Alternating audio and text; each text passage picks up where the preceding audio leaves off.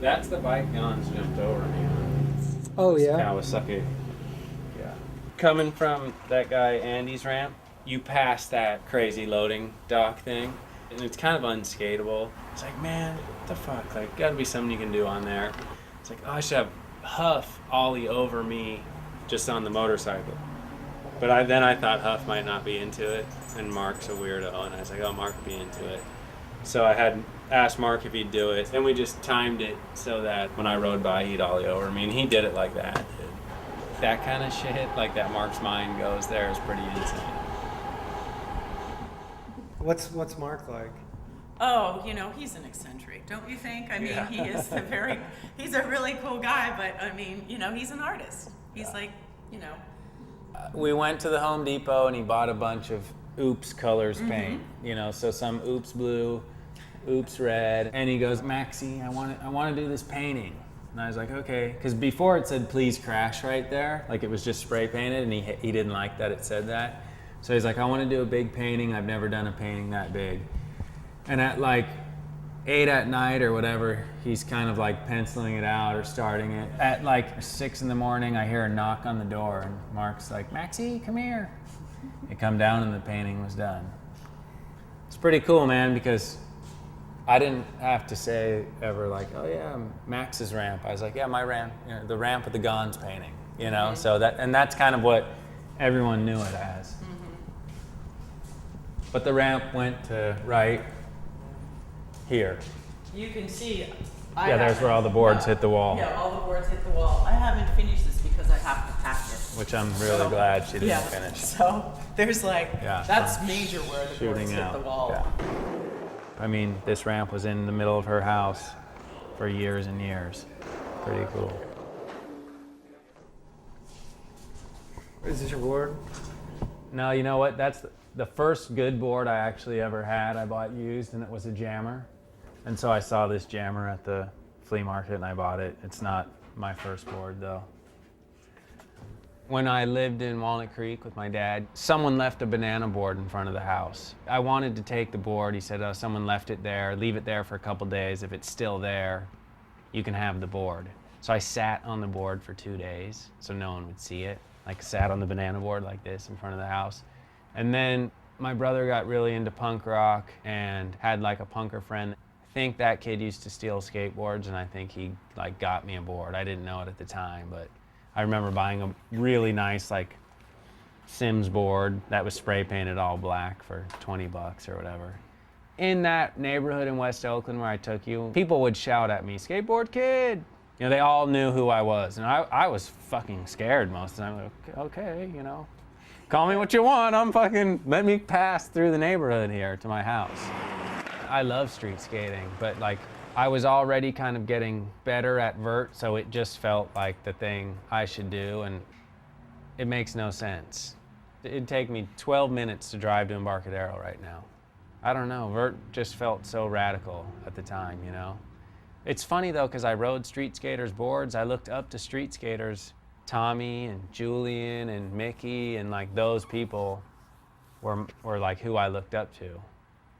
But I, aside from Jake, was like my older brother or something. Today is October 15th, 1986. This is Maxwell. He's skating really good, and I figured I'd get the camera on him before he goes completely crazy. Yeah! He was so proud of vert. I don't know if that's why, but I just, always skated more vert.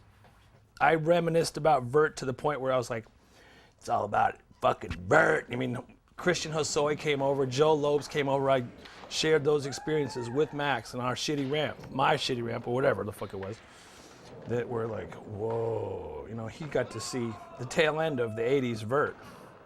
So then it started 1991, when it was the dark ages of skating, when fucking, you know, Kelch and those image people were skateboarding as opposed to what we thought was rad. You know, Max had to grow up in that point, like here I am, I'm fucking ripping, and vert's fucking hella dead. Jake was bringing Max over to Bryce's old ramp, and I think that's the first place I ever saw him skate. Max was just blowing me away, and I think I had talked to Jake before about Max, and you know, Jake told me, hey, kind of look out for this guy. When Bryce had his ramp, that was kind of a cool time for me because here I am, this shut-in in West Oakland, like just skating with Jake and whoever he brought over. But Bryce, every Friday night, would have a really big session. Jim and Tommy saw me skating, and then they asked me if I wanted to ride for Real, and I knew Real was coming out. I knew it was kind of a big deal up here. I just remember, like, I guess it wouldn't be crazy if I was sponsored, because it always seemed kind of crazy. And I remember sitting next to them, and they go, like, do you want to ride for Real? And it was like they were, you know, having this conversation. I go, I don't know, man. Can I think about it? I want to ask my mom. That's what I said. I remember being with Tommy, like Tommy's like, what did he say? And I go, he said he'd tell us tomorrow, and we didn't fucking get it. Yeah, like does he think Real? Yeah, like what's he gonna do? Go weigh his options? Like there were no options at that time. Because I just thought it was important. Like, yeah, this is a real sponsorship now. So I went home and like, I think I really like wanted to ask Jake, and Jake was like, whatever, they're kooks, but they're cool. You know, some Jake thing, like it's up, it's down, who knows. I think he was probably really excited for me inside. Like, that's cool, Max is doing it. We all sat around the fucking dinner table and was like, I don't know, it's pretty much a commitment, dude. You know, Max was fucking gonna be pro, and I was like this old washed up vert fag. And I was like, you know, he's like, I'm skating against Sluggo, I'm going up to Vancouver and shit. And I was like kind of hating on him, you know, like, you know, he was doing it and then I wasn't. It was like this battle, because like I said, we were closer in age group than we were, you know, as parents. I was only 10 years old. I'm still only 10 years older than him. But at the point at that time was like more like big brother shit than I was ever like his dad. I've known Jake a really long time. And just obviously, you know, from being around Jake so much and everybody always skating together, you know, Max was just part of the family, part of the crew right away.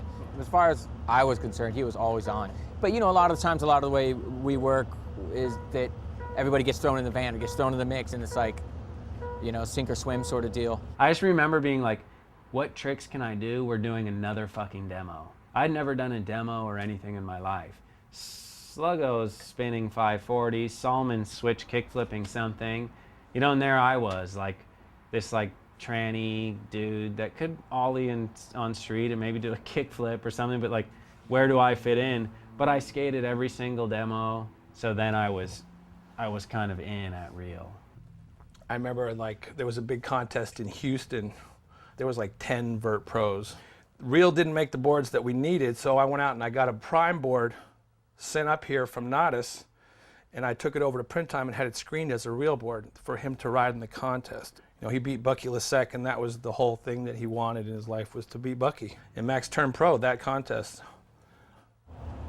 There was another time when we went to Europe and I was sort of the team manager, which is a joke, with a whole bunch of cats, and there was a contest in Germany, and Max was skating, you know, skating this vert ramp, and it was interesting because no one seemed to be going that high, you know, and I told Max, man, I'm like, Max, just fucking blast a huge method air. And I think he came off like a frontside 5.0 or something, and it's in one of the Real videos, and he did the hugest fucking backside air, man, higher than anybody went that day. It was so fucking rad. He fucking destroyed it.